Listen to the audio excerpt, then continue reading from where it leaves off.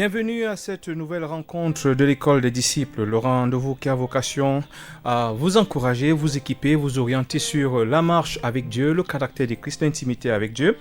Aujourd'hui, nous sommes là dans le cadre d'une nouvelle leçon, toujours bien sûr sur de la pratique, comme toutes les autres. Aujourd'hui, nous parlons de ce qui m'empêche d'entendre la voix de Dieu. Nous avons régulièrement entendu des chrétiens se plaindre de ce que depuis qu'ils marchent avec Dieu, ils n'entendent pas la voix de Dieu et d'aucuns ont des doutes sur les voix qu'ils entendent. Donc aujourd'hui, très rapidement, avec le temps qui nous est imparti, nous allons un peu revenir là-dessus, ce qui empêche que j'entende la voix de Dieu. Donc ce qui est sûr, c'est que nous savons déjà que Dieu parle. Mais maintenant, la difficulté, c'est pouvoir l'entendre. Lorsque nous lisons dans la Bible, nous voyons des personnes auxquelles Dieu a parlé. C'est vrai, Dieu parle tantôt d'une manière, tantôt d'une autre. Mais qu'est-ce qui fait que, généralement, la voix de Dieu soit difficilement perceptible, justement, à notre niveau? Premièrement, nous voulons rappeler que lorsque nos passions, nos désirs, nos aspirations, nos principes, bref, notre moi, est trop présent et ne laisse aucun espace pour un avis autre que celui qui nous convient.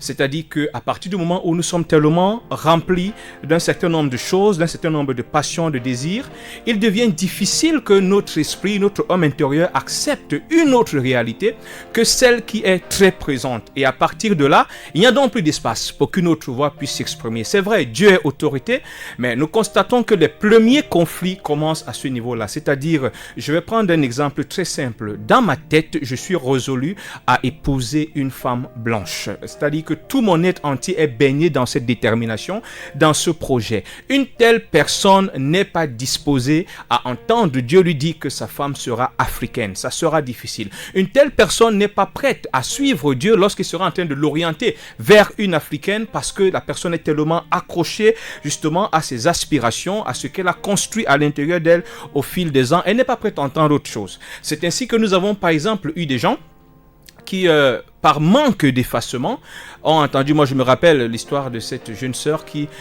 très attachée à son frère, toujours un peu dans...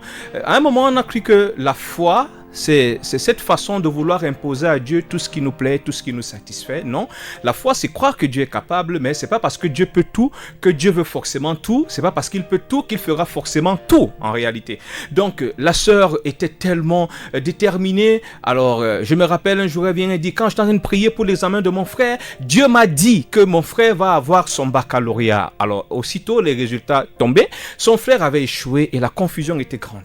Quand elle arrive, elle dit, mais je ne comprends pas. Dieu ne ment pas. Je lui dis, mais qu'est-ce qui te prouve que c'est Dieu qui t'a parlé? Je te pose une question un peu à l'inverse. En réalité, si Dieu était venu te voir pour te dire, ma fille, ton frère va échouer, comment aurais-tu réagi? Avant que je termine ma phrase, elle avait déjà attaché le visage. Comme pour dire qu'en réalité, cette réalité, elle n'était pas prête à elle. Pourtant, Jésus nous montre un exemple en réalité. Lorsque nous allons devant le Seigneur, nous devons laisser une marge, une très grande marge de manœuvre au Seigneur. Nous avons certes des souhaits, nous avons certes des choses que nous aimerions, mais en réalité, nous restons totalement détachés de ce que nous voulons. Ça peut sembler paradoxal. Je veux nous rappeler que c'est lorsque Anne, la mère du prophète,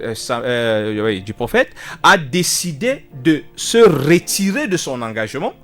C'est là que Dieu, justement, au départ, lorsqu'elle harcelait son mari, lorsqu'elle lui disait, voilà, donne-moi un enfant, sinon je vais décider, ainsi de suite, lorsqu'elle était vraiment dans toutes ces peines-là, qui étaient alimentées par Pénina, en réalité, elle était très accrochée à son rêve. Mais maintenant, quand elle s'en va prier, elle se détache. Elle dit au Seigneur, si tu me donnes cet enfant, je te le donne. Quand elle se détache de ce à quoi elle était tellement attachée, elle a vu Dieu s'exprimer. C'est un principe que nous aurons du mal. Peut-être tournons-le comme nous voulons, mais le principe qu'il croisse, il faut qu'il croisse et que je diminue, s'applique partout. Tant que nous sommes présents, le Seigneur ne s'exprime pas. Le Seigneur ne se manifeste pas. Il faudrait que nous reculions. Il faudrait que nous nous effacions. C'est pour ça que nous avons dit que lorsque nos passions, nos désirs, nos aspirations, nos principes, bref, notre moi est trop présent, il ne laisse aucun espace pour un avis autre que celui qui nous convient. Donc, on est généralement pas prêt à entendre autre chose que ce que l'on désire à tout prix. On est généralement pas prêt. Ça, c'est déjà un premier problème. Et Dieu n'est pas un tortionnaire. Dieu n'est pas un tortionnaire. Aussi bien que nous disons que c'est un Dieu amour, rappelons-nous, c'est pas en vain que Jésus dit aux disciples, j'ai encore beaucoup de choses à vous dire, mais vous ne pouvez pas. Quand je vous regarde à l'état actuel, vous ne pouvez pas. Donc, ce que je constate en vous regardant m'empêche de vous dire un certain nombre de choses. Ce que j'observe dans votre état actuel m'empêche de vous mettre en face d'un certain niveau de révélation, d'un certain niveau de vérité. Donc, ça c'est déjà un point. Également, nous allons insister parce que j'aime toujours rappeler que c'est pas pour rien que d'entrée de jeu, le Seigneur a insisté sur la nécessité de renoncer à tout, de mourir à soi, de renoncer à notre vie. Avant tout le reste, c'est par cela qu'il a commencé. Vraiment, si quelqu'un ne renonce pas, s'il ne va pas jusqu'à détester sa propre vie, haïr sa propre vie, il ne peut pas être mon disciple. Parce qu'en réalité, dans la vie de disciple, dans la marche avec Christ, le premier adversaire que nous avons, ce n'est pas le diable, c'est notre chair.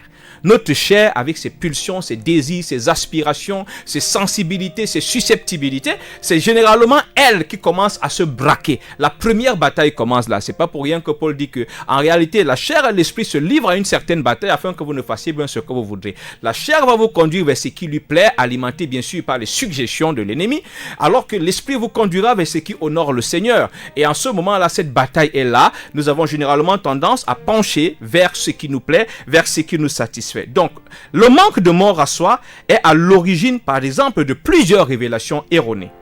En ce sens que ce qui nous remplit le plus ressurgit souvent sous forme de révélation, par exemple dans le domaine des songes et des prophéties. Beaucoup, en réalité, ont songé exactement ce qui était tapis dans leur cœur. Énormément. Combien de fois avons-nous constaté dans nos communautés un frère qui fantasme sur une sœur, il fantasme tellement sur elle que dans ses songes, c'est elle qui apparaît. Je vais conter une histoire réelle également que j'ai vécue et qui a abouti, je peux dire, à la cassure d'une très bonne amitié en Christ, si je peux le dire comme ça. Il y a un jeune homme qui arrive dans notre pays et il est accueilli par une sœur.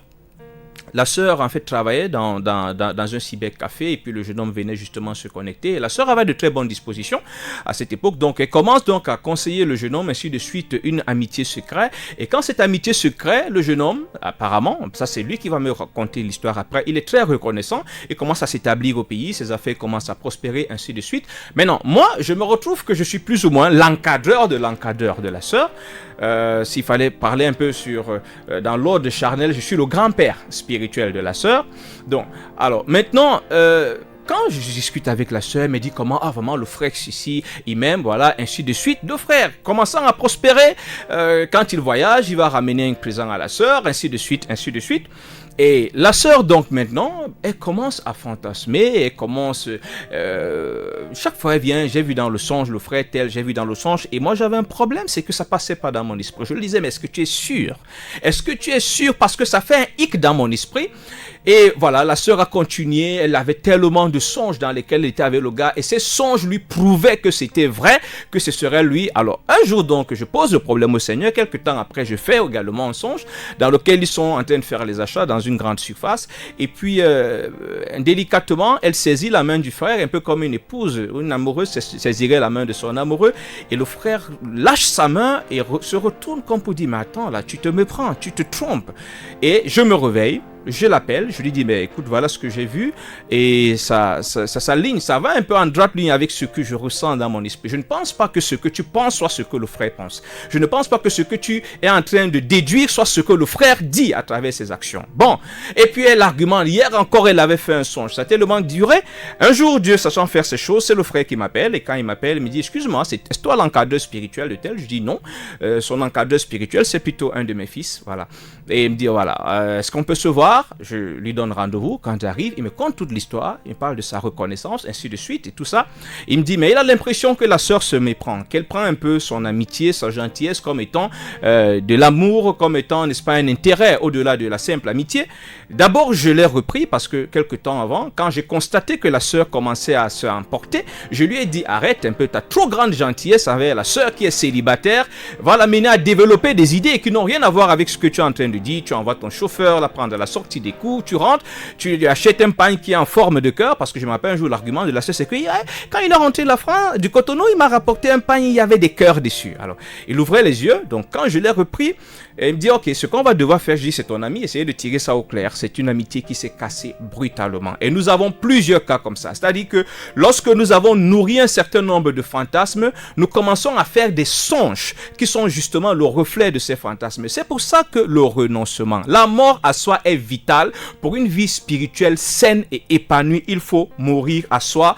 Donc, nous disons donc que ces songes, ces révélations vont donc revenir sous forme de songes et même sous forme de prophétie. C'est-à-dire que à un moment, nous entendons la voix de nos passions, nous entendons la voix de nos pulsions, nous entendons la voix des choses qui ont tellement abondé dans notre cœur que c'est elles qui finissent par arriver. C'est tout à fait normal à un moment. Si vous avez tellement trouvé que votre misère est trop grande, vous avez tellement rêvé d'une vie noble qu'un jour, pendant que vous priez, vous entendez dire « je te bénirai au-dessus de tout ».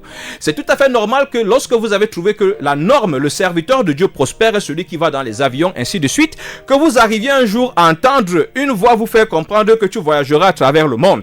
Parce qu'en réalité, c'est quelque chose qui part de l'intérieur de toi, c'est quelque chose que tu n'as pas soumis à la censure de la parole, à la discipline de la parole, à la censure de l'Esprit de Dieu. Elle va justement rebondir de cette façon et tu te retrouveras en train d'entendre des choses que Dieu n'a pas dites.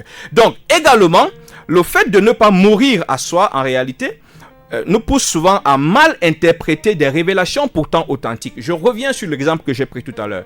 Nombreux, en réalité, parce que, par exemple, ils ont entendu Dieu leur dit, et là, prenons le cas où Dieu leur a dit de manière authentique, je t'appelle, tu vas me servir, prêcher ma parole à travers le monde. Ce cœur rempli de matérialisme et de convoitise va entendre que je t'appelle à prendre des avions et aller dans des grands hôtels. Or, ce n'est pas forcément ce que Dieu a dit. Dieu a dit, je t'appelle à me servir à travers le monde, qui ne veut pas forcément dire que je t'appelle à prendre l'avion. Parce que je t'appelle à me servir à travers le monde peut simplement signifier que je vais veiller à ce que ton message parcourt le monde. Toi, tu peux mourir sans jamais prendre l'avion. Mais ton message traverse toutes les frontières et tes enfants, tes petits-enfants ou tes supports voyagent, ton message arrive partout sans que tu voyages. Et beaucoup sont par exemple en train d'attendre l'accomplissement d'une promesse que Dieu n'avait jamais faite. Parce qu'ils ont interprété sous le prisme de leur convoitise des désirs inavoués ou simplement entretenus de leur cœur ce que Dieu a dit dans un esprit simple. Bon, c'est pas étonnant.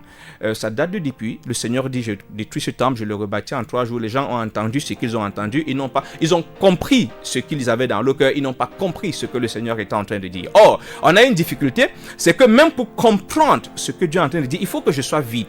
Il vous sera difficile de comprendre ce que Dieu dit dans le sens de Dieu lorsque vous prêtez attention ou vous vous projetez à travers ce qu'il y a à l'intérieur de vous. Ça sera très pénible.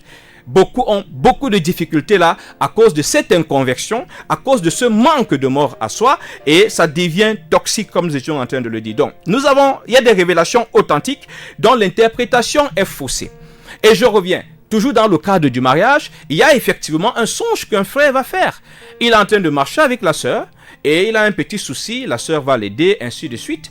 Le songe n'est pas en train de dire que la sœur sera sa femme. Alors, imaginez que ce frère, par exemple, a entretenu effectivement un certain nombre de pensées. Le songe, il est authentique. Mais le problème, c'est que son interprétation sera influencée par ces sentiments que le frère garde secrètement. Il va vous dire, Dieu m'a montré que c'est ma femme. Et généralement, et là vraiment j'en appelle à l'honnêteté de ceux qui nous écoutent aujourd'hui, vous allez vous rendre compte que plusieurs choses que vous avez reçues comme ça n'ont pas vu le jour. Et la période est passée. C'est-à-dire que certains parmi vous se sont mariés légalement, non à la personne dont ils avaient reçu les révélations. Et le mariage allait être en train d'avancer. Ça devait déjà vous indiquer que ce que vous avez cru recevoir était faux. C'est déjà une très forte possibilité. Peut-être dans le cadre d'autres rencontres, nous reviendrons là-dessus. Nous rappelons que ceux qui ont des questions, des préoccupations, peut-être leur témoignage, le temps ne nous permettra peut-être pas, mais déjà retenez le numéro, le 657 45 66 23. 657 45 66 23. Vous précédez de l'indicatif plus 237 pour ceux qui nous écoutent depuis l'extérieur du pays.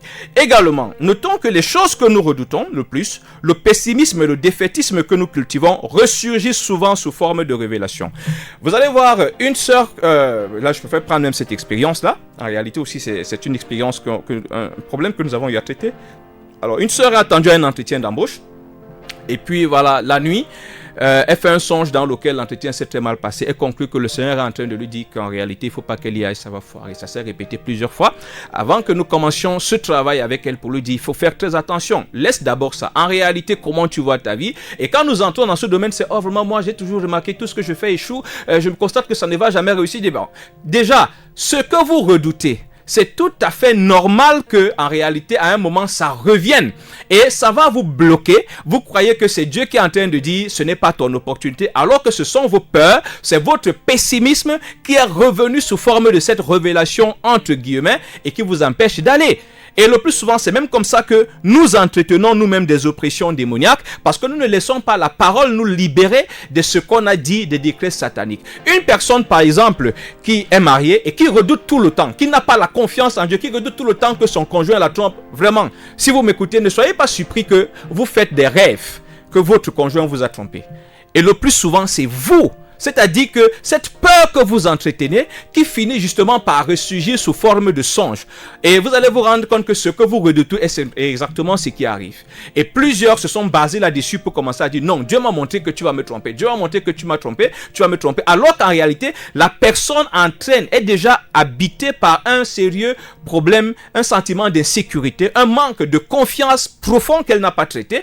Et nous avons justement dans l'hygiène, la parole de Dieu nous donne une hygiène de vie qui devrait nous mettre à l'abri de ce genre de choses. Donc, il y a ce pessimisme, ce défaitisme-là, il y a cet état sombre que nous développons souvent, qui également empêche que nous attendions de façon authentique ce que Dieu veut dire et que nous recevions des choses que Dieu n'a jamais dites, mais que nous attribuons justement à Dieu.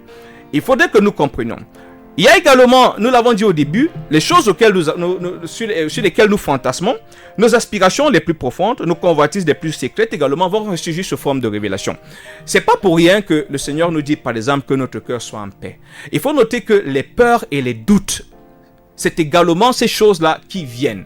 Parce que lorsque vous commencez à avoir peur, alors vous avez tellement votre plus grande peur, par exemple, c'est d'être amené en prison.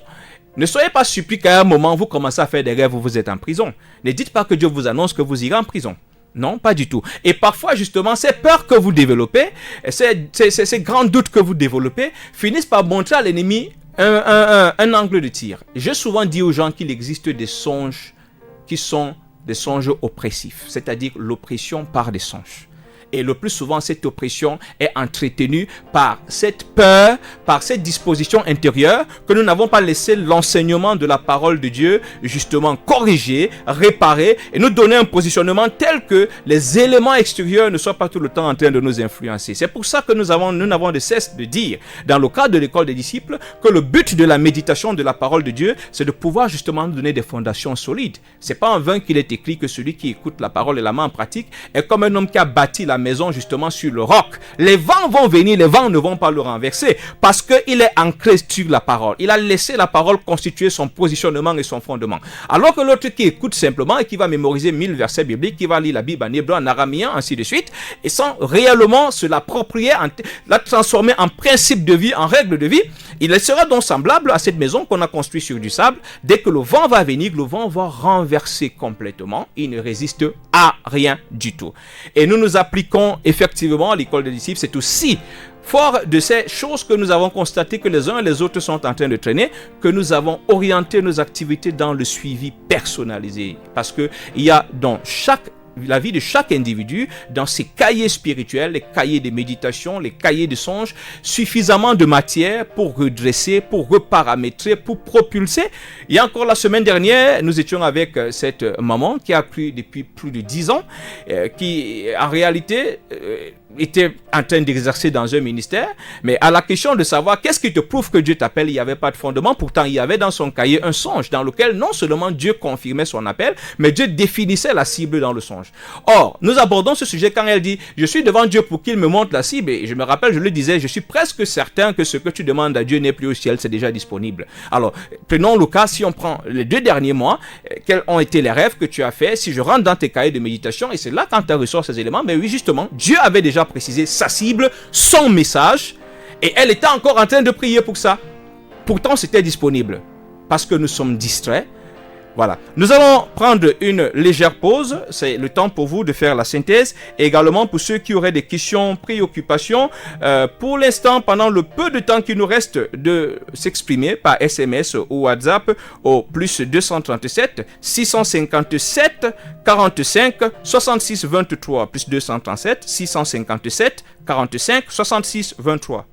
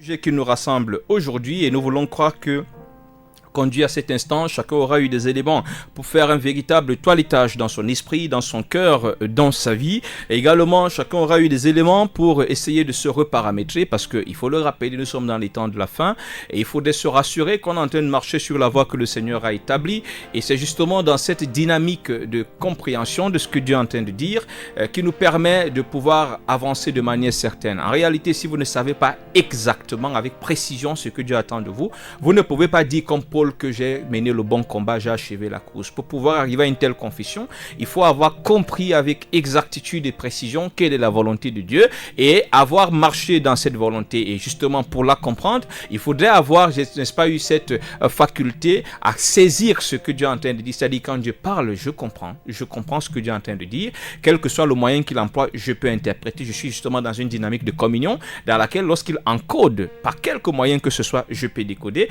Or, nous avons constaté encore dans le cadre de cette rencontre aujourd'hui que le fait de ne pas mourir à nous-mêmes, ces choses que nous ne voulons pas traiter, cette difficulté à nous effacer devient un véritable obstacle dans cette dimension de communion avec Dieu, dans cette dynamique de communion et d'interaction avec Dieu.